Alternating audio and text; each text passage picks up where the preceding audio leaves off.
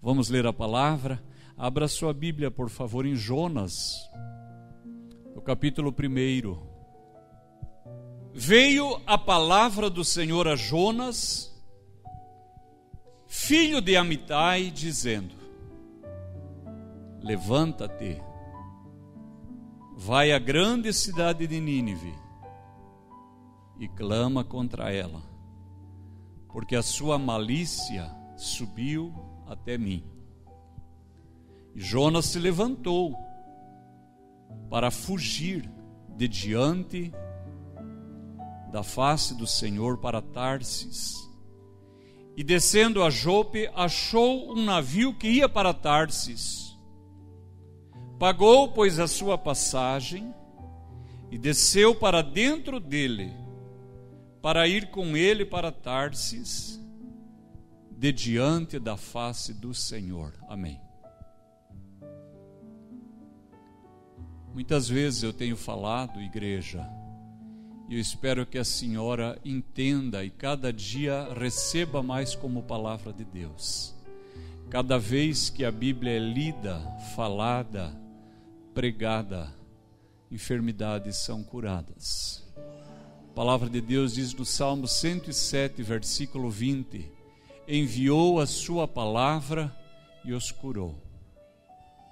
Nós temos que crer, irmãos. Temos que crer. Quando você levanta pela manhã e ora, quando você tira um tempo de oração, agradeça a Deus, diga: Deus, eu agradeço ao Senhor pela saúde perfeita que o Senhor me dá. Irmãos, não é normal ficar doente. Nós não fomos criados para sermos doentes. Nós fomos criados para sermos sadios. Agradeça a Deus, se mexa diante de Deus. Eu já falei e vou repetir, porque eu tenho fé que um dia isso fará parte da fé da maioria de nós. Às vezes eu oro, eu abro os braços diante de Deus, eu me estico, eu falo: Deus, eu te agradeço porque eu tenho uma saúde perfeita. E se há algo em mim que eu não sei, o Senhor está curando agora, no nome de Jesus. Isso é a palavra de Deus, irmãos. A Bíblia diz: enviou a sua palavra e os curou. Os curou. E que mais? O final do versículo diz: e os livrou de destruição. Se algo está caminhando contra você para destruir seu casamento, seu carro, seu emprego, sua vida acadêmica, seus sonhos, o Senhor te livra de destruição, pelo poder da sua palavra. Aleluia. Então, nesta noite, creia que a saúde de Deus está outra vez neste lugar, operando cura, restaurando, nos livrando do mal. O texto que lemos diz: veio a palavra do Senhor a Jonas, filho de Amitai, dizendo: levanta-te. Irmãos, o nosso Deus é um Deus que chama pessoas. Há poucos dias eu vinha para o culto com a pastora, eu creio que foi até essa semana. Eu disse para ela: estou procurando alguém para um ministério aqui na igreja, eu preciso de uma pessoa. E eu sei que Deus vai dar, eu falei para ela. Porque Deus sempre chamou pessoas. E Deus continua chamando pessoas. Irmãos, não é novidade falar que Deus não precisa de nós. É chover no molhado, todo mundo sabe. Ele é o nosso Deus. Todas as coisas são possíveis para Ele. Mas Ele tem prazer de nos incluir naquilo que Ele faz, porque Ele nos ama, somos seus filhos. Esses dias alguém ia almoçar lá em casa, eu fui assar uma carne, aí eu convidei o Mateus: Mateus, vem me ajudar a cortar a carne. Irmãos, acho que tinha 20 quilos de carne.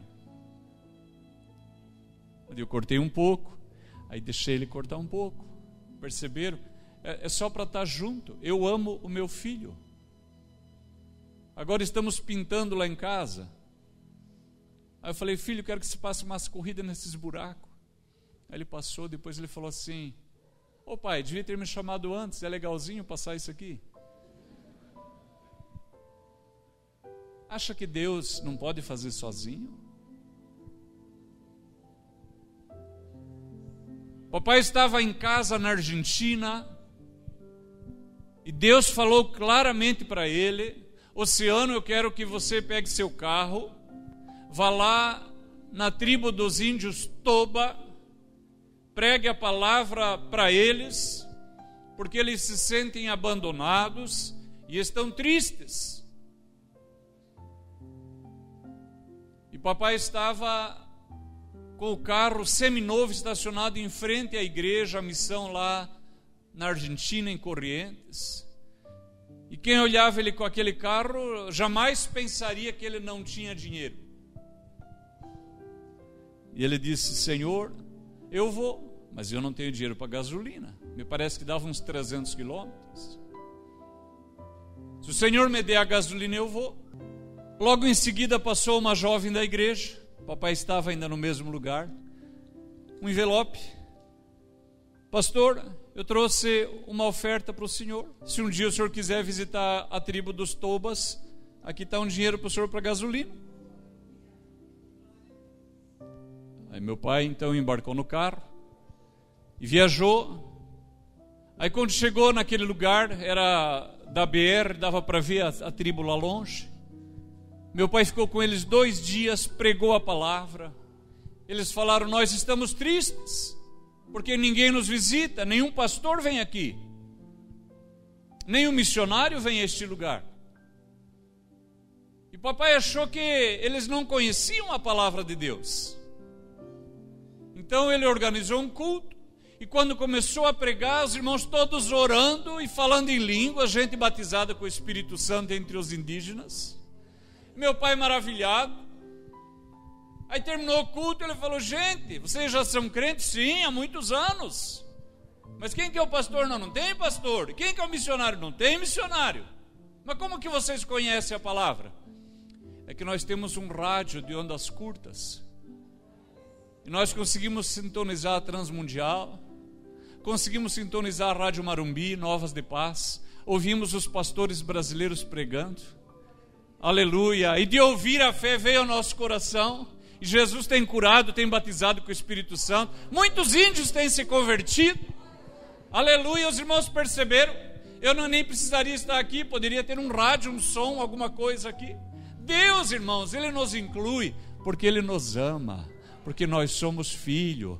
Deus, Ele chama a pessoa. Aleluia! Quando a gente olha o capítulo 3 de Gênesis, Deus está chamando Adão. No capítulo 4, Ele está chamando Caim. No capítulo 6, Ele está chamando Noé. No capítulo 12, Ele chama Abraão. Perceberam? Deus, Ele chama pessoas. Deus, Ele chamou Samuel, que era uma criança que nem conhecia a voz de Deus. Aleluia! Deus chamou Jeremias quando ele ainda nem nascido era.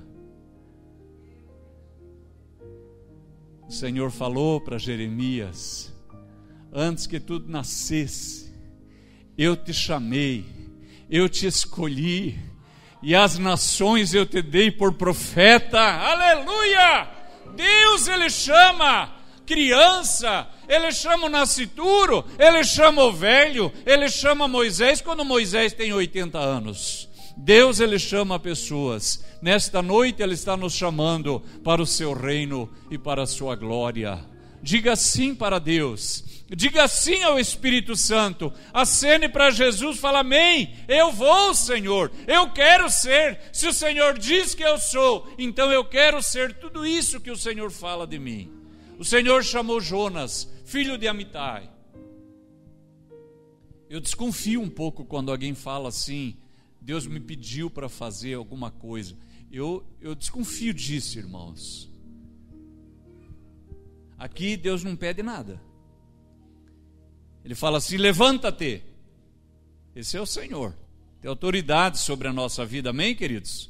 Às vezes o cristão, ele dá muito crédito para Satanás.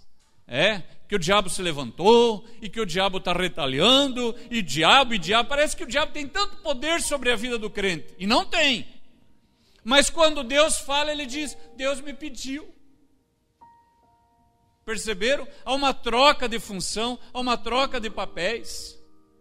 É Deus que ordena na nossa vida, amém, queridos?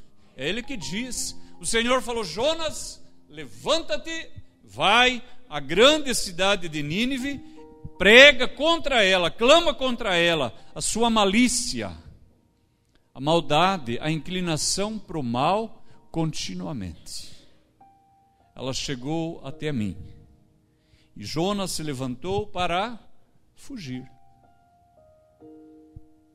Ele queria fugir da presença do Senhor.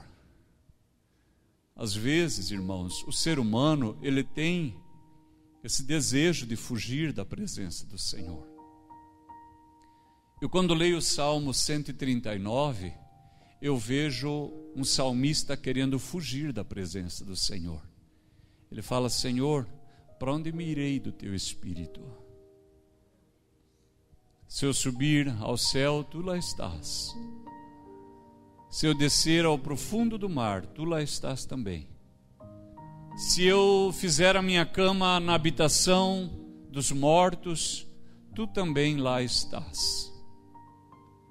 É possível, irmãos, que em algum momento a maioria de nós já teve esse desejo. Se eu pudesse fugir, por que eu não nasci um sabiá? Por que eu não nasci um peixe, uma vaca? Por que eu não nasci um cavalo? Porque aí eu fazia o que eu queria, eu vivia a minha vida, quando morre acaba tudo. Mas agora não. Agora eu conheço Deus, Ele me conhece, eu sei que tem juízo final, eu sei que eu vou dar conta, eu sei que Ele tem um chamado na minha vida, Ele tem um propósito. O salmista, ele falou, para onde eu vou? Um dia eu vi um pregador contando que ele falava para o seu vizinho a respeito de Deus, e no momento o seu vizinho disse, para, não me fala mais nada de Deus, porque eu já entendi que quanto mais eu souber, tanto mais responsável eu sou. Não fala mais nada. Mas, irmãos, há um milagre nessa aproximação de Deus. Eu quero dizer para você que já brigou com Deus.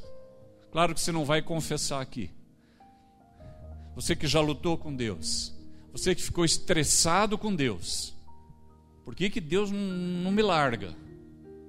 Por que Deus fica me espremendo? Eu quero dizer para você, você que luta com Deus, você é mais crente do que você acha que é. Porque ninguém briga com Papai Noel. Ninguém briga com o coelho da Páscoa. Sabe por que você luta com Deus? Você rola no travesseiro e fica aflito, e fica angustiado e quer fugir. Sabe por quê? Porque você sabe que Deus é real, e Ele é tão real que Ele está ali ouvindo você e apertando você, e Ele está vendo a tua aflição, Ele está vendo o teu estresse, e Ele entende o que você fala, e conhece os teus pensamentos, Ele sabe qual que é o teu limite. Por isso que Ele está perto. O nome dele é Emanuel, Deus conosco. E não é só nos dias bons, não é só nos dias que estamos obedientes, não é só nos dias que estamos na unção. Deus conosco. Mas o salmista, ele dizia, para onde eu mirei da tua face? Para onde eu fugirei do teu espírito? Mas de repente, nessa fala com Deus, ele diz assim, tal conhecimento é para mim maravilhosíssimo, e a minha alma o sabe muito bem. Aleluia. Então nessa luta com Deus, dali a pouco vem o refrigério, vem o descanso. O nosso Deus, Ele cuida de nós. Jonas, ele se levantou para fugir e desceu a Jope, um porto marítimo. Achou um navio que ia para Tarsis. Olha só, pagou a sua passagem, desceu para dentro dele, para ir com eles para Tarsis de diante da face do Senhor. Meu irmão, minha irmã, se você servir a Deus, você vai gastar o seu tempo, sua saúde, seu dinheiro, suas habilidades, você vai gastar tudo isso se você servir a Deus. Você vai gastar seu carro, sua casa, sua roupa. Mas se você não servir a Deus, você vai gastar também sua vida, seu dinheiro, sua saúde, seu carro, sua roupa. Você vai gastar do mesmo jeito. Jonas, ele desce para o porto, paga a passagem. Irmão, se o dono daquele navio só pudesse imaginar quem era aquele homem, ele deveria ter recusado aquele dinheiro. Irmãos, tem dinheiro que a gente acha que é bênção e é maldição na nossa vida. E a gente quer qualquer dinheiro. Deixa vir. Quanto mais, melhor. Quando a gente olha para Jonas, nós descobrimos que não. Tem dinheiro que é maldição na nossa vida. Aqui na igreja tem uma moça. Um dia ela veio conversar comigo. Ela falou assim: irmão, eu achei um emprego, mas é em tal lugar, e eu não vou mais poder vir nos cultos das quintas, nem nos domingos, e parece que vim só um domingo por mês. Eu falei: mas você que Deus usa, você que Deus tem um propósito, você vai se evadir da igreja por causa desse emprego? Uma cidade do nosso tamanho e a sua região metropolitana, tanta gente acha emprego, que trabalha da segunda a sexta, que trabalha da segunda até sábado, meio-dia, que pode vir no culto quinta, pode vir domingo, pode ajudar no ministério. Só para você Deus não tem um trabalho? Mas pastor, o que eu faço? Eu falei: eu não sei. O que eu sei é que Deus tem provisão para nós. Ele prometeu.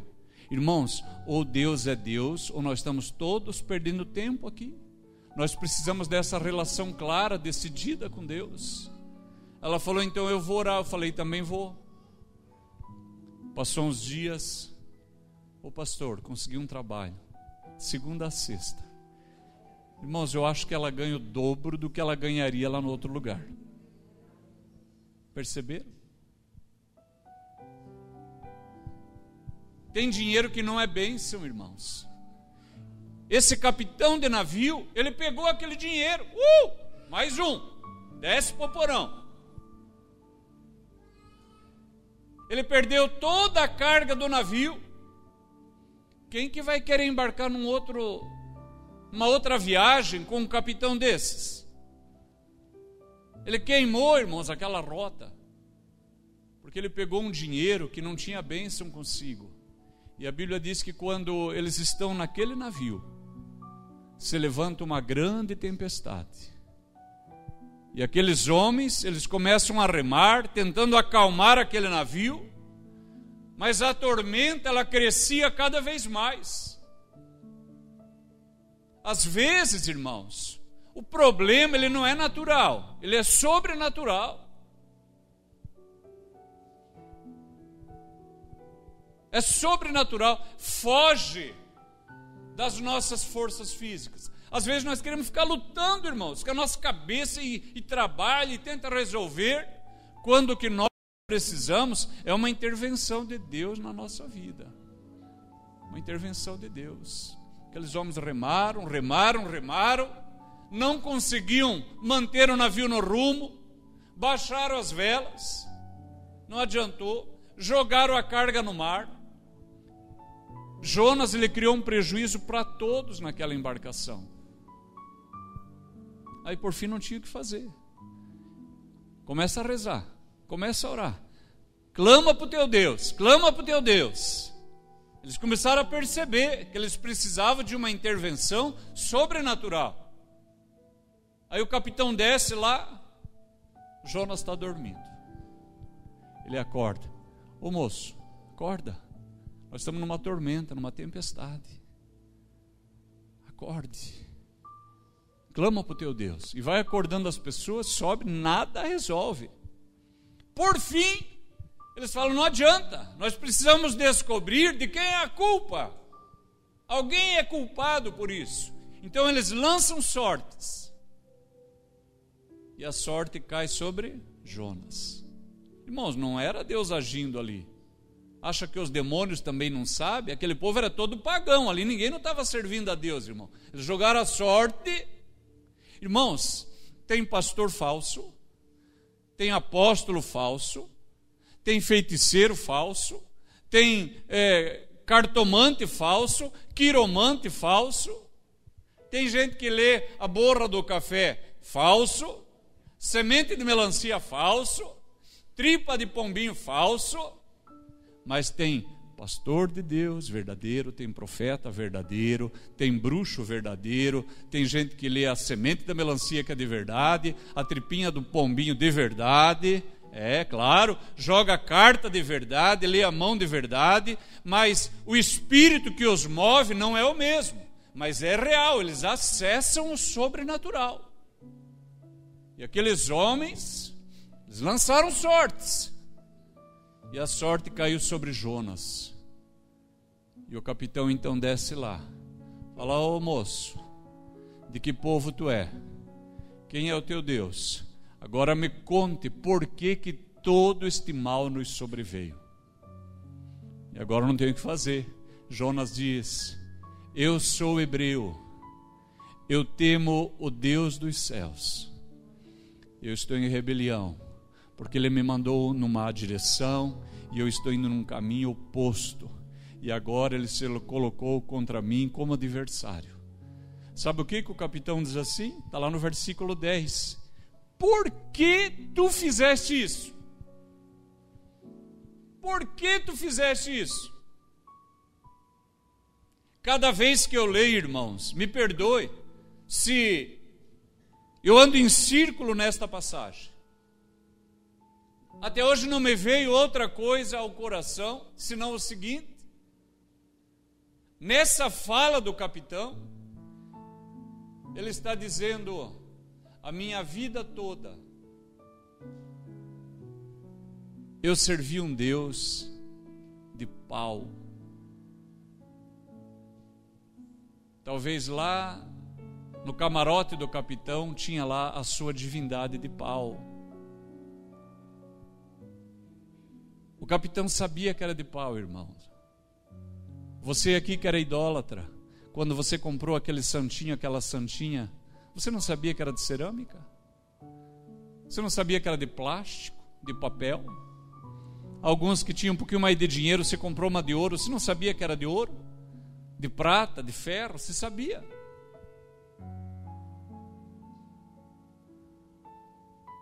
Lá na África eu comprei para a pastora um estojo, um porta-joias, uma coisa muito bonita, numa loja de usados, parecia uma coisa antiga, entalhada à mão, tem umas gavetinhas, e é também uma caixinha de música, quando você abre ela toca uma musiquinha. Eu achei tão lindo aquilo. Mas quando eu cheguei no quarto, eu olhei embaixo de uma das gavetinhas, tinha uma santinha da Senhora de Fátima, uma medalhinha. Eu achei que era de ouro. Se fosse de ouro, o que eu ia fazer? O que eu ia fazer se fosse de ouro? Eu ia vender. Eu estava muito animado que fosse de ouro, mas não era. Acha que quem comprou não sabia que não era? O capitão do navio ele estava dizendo assim: durante toda a minha vida, eu servi um Deus que não se movia. Eu me movia, levantava da cama, ia na cozinha, subia no deck, dava ordem aos empregados, mas o Deus que eu servi, desde que eu comprei ele, preguei ele lá num canto, ele ficou lá. Nunca falou comigo. E eu nunca o decepcionei. E você está me dizendo que serve o Deus que criou o céu e a terra, e ele falou com você, e você desobedeceu? Por que você fez isso? Por que fizeste isso? Eles ficaram decepcionados. E agora o que nós fazemos com você, homem? Ele disse, me jogue no mar. A única saída, lancem-me ao mar. A Bíblia diz que aqueles homens temeram a Deus e tentaram com toda a força remar, e cada vez mais o mar se enfurecia contra o barco. O texto deixa claro, não era uma tempestade no mar, era uma tempestade contra aquele barco. Como eles vissem que não davam conta, diz assim o versículo 14, então clamaram ao Senhor e disseram, Senhor, nós te rogamos, não pereçamos por causa da vida deste homem, e não ponha sobre nós o sangue inocente, porque tu, Senhor, fizestes como te aprouve. Olha o final do versículo 13, o mar se ia embravecendo cada vez mais contra eles. Eles temeram ao Senhor e fizeram uma oração. Nós precisamos aprender uma coisa, irmãos. A nossa lida é com Deus. É Deus. E isso não serve, irmãos, para a gente olhar o irmão que está atribulado, que está desempregado, e falar, olha o pecado aí. Porque em Jó nós encontramos uma situação totalmente oposta. Jó estava na tribulação justamente por ser um homem reto. Mas nos dois casos, ambos lutavam com Deus. Por motivos diferentes, mas ambos lutavam com Deus. Então esses homens levantaram Jonas e o lançaram ao mar, e cessou o mar da sua fúria. Temeram, pois, estes homens ao Senhor com grande temor, e ofereceram sacrifícios ao Senhor, e fizeram votos. Amém.